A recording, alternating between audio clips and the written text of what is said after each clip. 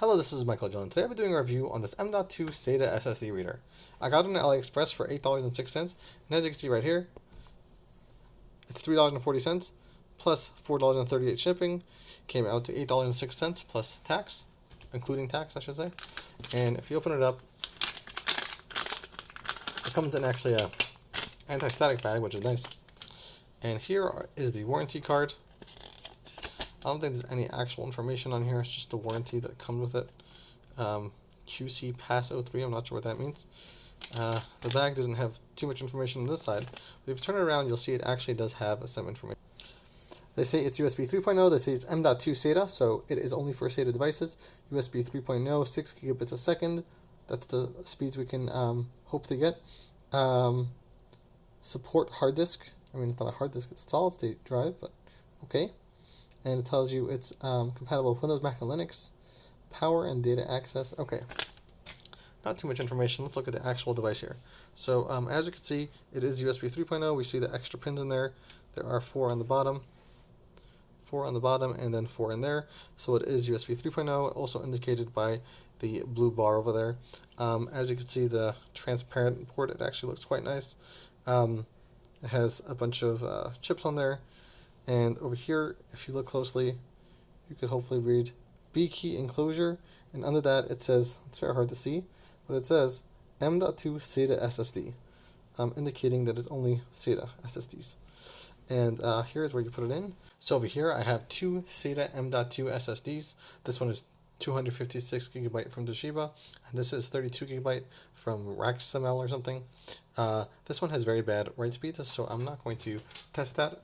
However, I would note that when you want to put in an SSD, it is going to stick out quite a bit. So having a smaller SSD, like a 2230, 2242, or 2260 even, would be better than using the full-size 2280 SSD, M.2 SSD. So let's test it out. So over here I have my Lenovo laptop, and my Lenovo laptop actually has 2 USB 3.0 ports over here. I'm going to plug it right in, and I want to note that after I plug it in, you'll see that it does have a blue LED, which is really nice. It'll let you know when it's being read and when it's idle. So as soon as I plug it in, as you can see, the device does show up. So let's do a speed test. It does show up in disk management over here, as you can see, 238 gigabytes, which is very normal for a 256 gigabyte device. We're going to do a speed test. I'm going to run it real quick. We're going to transfer these 3 files and see how quickly they can write. And as you can see, it's writing at 255 megabytes a second, which is very normal for a SATA. SATA theoretical speeds are 6 gigabits a second, so 250 is, I guess, a normal number, I should hope. And it basically kept an average of, I guess, 230, 235, but mostly over 200, which is really nice. Now let's test the read speeds, and we're going to test that out. And it's probably going to be a little bit better. Well, it's a lot better. It's about 400 megabytes a second. Okay, that's good. The SSD is getting pretty hot. Of course, a lot of these results are based on the performance of the SSD and not so much the performance of the reader. It did dip to a low of 43 megabytes a second, but that probably has to do with the the chips on the M.2's board overheating. As you can see, it was all over the place. It might be a good idea to prevent this from overheating.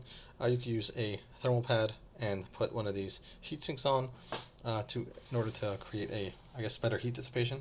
But all in all, it did very well. I'm very, I guess I would say, I'm quite satisfied with the results. I don't think it's a great idea to use this with like the long drives because, you know, you could possibly snap it off. But nicely over here, doesn't have too much wiggle, which is nice. Obviously, I don't want to start wiggling it around. It's not mounted, so this is I guess a downside of this type of enclosure is that it doesn't, or this type of reader. I do have many other readers. Most of them are enclosures, as you can see. I have Medicat on one, and I have Ubuntu on the other one. But this is actually a reader, which is, you know, easy access, I guess you could call it, to your devices. Honestly, I would have paid double the price in order to be able to get a dual protocol one, meaning it could do SATA and NVMe, but here we have just a SATA one. The device is called M.2 SATA SSD disk device, and then, yeah, that's what shows up. So that's how the computer sees it, in case you're wondering. If you are looking for something that does both M.2 SSD, NVMe, and SATA, you would probably want to get something like this. I made a video on it before.